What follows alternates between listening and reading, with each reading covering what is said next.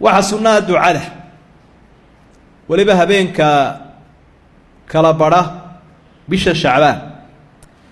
ليلة النصف من شعبان محاكو صار ريد دليل خاصة حديث ترمذي ورنا من حديث عائشة وحسنة النبي يقول عليه الصلاة والسلام إن الله عز وجل ينزل ليلة النصف من شعبان إلى السماء الدنيا فيغفر لجميع خلقه إلا المشرك والمشاحن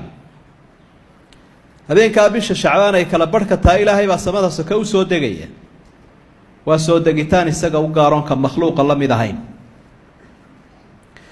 wuxuu u dhaafayaa khalqigiisa oo dhan buu dambi dhaafayaa qofka gaalka ah uma dhaafayo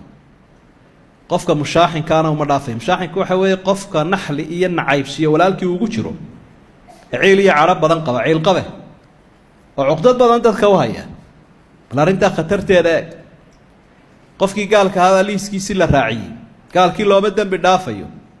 kii walaalkii u caraysnaa ciilka u qabayna looma dhaafayo inteeba inaga ciil iyo carab ka maranba يا عداوة ولالك وهيو إلا من عصمه الله عيد إلهي وإلاليه وعذر نقول بضن إنك استغفر صداسي أي تشرتو هبين والبا صحيح وحا كسوغاني النبي يقول عليه الصلاة والسلام إلهي هبين والبا ينزل إلى السماء الدنيا في ثلث الليل الأخير في ثلث الليل الآخر هبين والبا إلهي السماء سكوسو دقاه marka saddex meelood oo meel ay ka hadha habeenka waqtiga salaatuleylka loo kaco 4 saacadood dambe ilaahay wuxuu leeyahay hal min mustaghfirin fa aghfir lah ma jira mid dambi dhaaf weydiisanayo anigu aanu dhaaf hal min daa'in fa astajiba lah hal min sa'ilin fa u'tiyah ila an yadlu al fajr ya wahibariya ya ansiya ilaahay subhanahu wa ta'ala taasuu adoomaha u yaboohaya cidii fursada ka faa'iideysata horumar weyn iyo aqbaliyo ijaaba u dhowday oo waxna waa mashruuc iyo ma'muur diinta dhexdeeda wax la ina faray waxna waa manhiyaat wax la inoo diiday cibaadada marka qofka taqiga ah alla ka cabsada waa qofka ku dadaala wixii la faray sunna iyo faralba waa qofka iska ilaaliya wixii loo diiday xaraan iyo karaahiyada وهناك بدع في هذا الشهر بشان يدا شعبان لا يرادا بدعوين شرباتره وحكم إذا بدعة الشيعة وهبين كان يستقى دادو فرصته وحضرك دونتا الشيعة كوحدا منحرف كمسلم كشيكتا يقول مالها كقيل قيلنا يورنا يا سيارة دي حسين إن كي نبي السيارة دي سيبانو دقينا مالها يسقوي مادا يا مساجد ولا يبستين واوين حديث waxay ku sheegaan oo mawduucaada bay u dajiyeen asal lahayn oo kamid yahay man lam yastati' ziyarat al-Husayn falyazur ghayrahu min al-a'imma fa in lam yatamakkan aw ma'a ilayhim bisalam qofka kari waaya Husayn inuu soo booqdo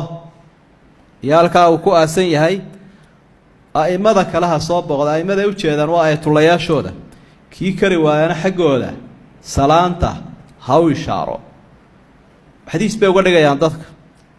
وحدتك كل عامين يا موضوع لا يقانع الفتين وحلا بعض بدعاها أي سكر لي صلاة الألفية في هذه الليلة وحين نقد جينا عندك قار كذا والله جاي اسكم مساكين إن يكون ضيلان إلى هذا وديننا كود دلال محيد ما يصير بدعاء قار بال ضدك شيطان كوجود جا أو سودين والماها ويسكون أكسنت إسكسمه iska sameeyada lagu qabsanaya lagu ciqaabaya waxa labaad oo bidacooda kamid ah salaada u bixiyaan salaatul alfiya salaada kullayda wa 100 rag'a fiha fi kulli rag'atin 10 يقرأ فيها 10 مرات سورة الإخلاص بقول رقعات والرقعات والبلغوا آخرية 8 قول هو الله 8 لقول فتح بقول دوا كن صلاة الألفية بيوبحية ولي وين جمع لقول كذابين هذا وحين أرجنا صادوا في رسنتون طاعة شوراء يو ليلة النصف من شعبان أبينك كلا برا شعبان ويكون يعني عيدها حتى عيدها مسلم كلها يعيد الفطر يعيد الأضحى واحد صدحابة فرقوين كقلاعة قاركوذا إلا يماد كشيغان إنay habeenkaasi uu yahay habeenka quraanka lagu sheegay إلى هول إنا أنزلناه في ليلة مباركة هبين بركة يسمى القرآن كسودة شنة ما بها هبين هذين هبين كليلة القدر جاء وهبين ككلابرا بيش شعبان ولا بين تاس وده القرآن كيسجع يفسر إيه إلهي بقى حس القرآن كين لسودة شيء رمضان شهر رمضان الذي أنزل فيه القرآن marka quraanka ramadaan la soo dajiyay ee la sheegay habeenkan in la soo dajiyay habeenka ramadaan ku jiray u dhigantaa taasina daliilkaas ay ka hor imanayso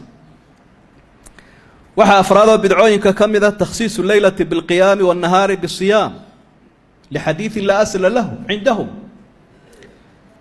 waxay yiraahdeen habeenka waa in lagu gooni yeelaa qiyaam iyo cibaado aad u badan oo habeenka la tukanayo maalintiina la soomo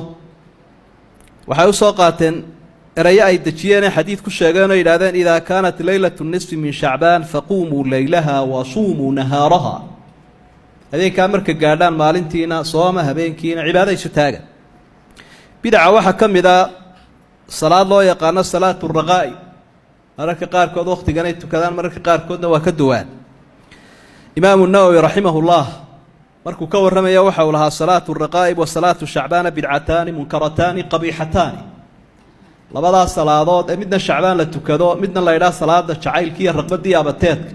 walaba bidco oo aad u xun oo fogfog bulaha iyaduna lix ragcadood bay ku sheegaan markaynu furaska ama jaaniska ka faa'iideysano inagoo jeebka khayr ku sii ridanay ama ka buuxsanay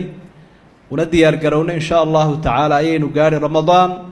kadibna khayrkii weynaabaynu halka ka sii wadi doona Allah ina waafajiyo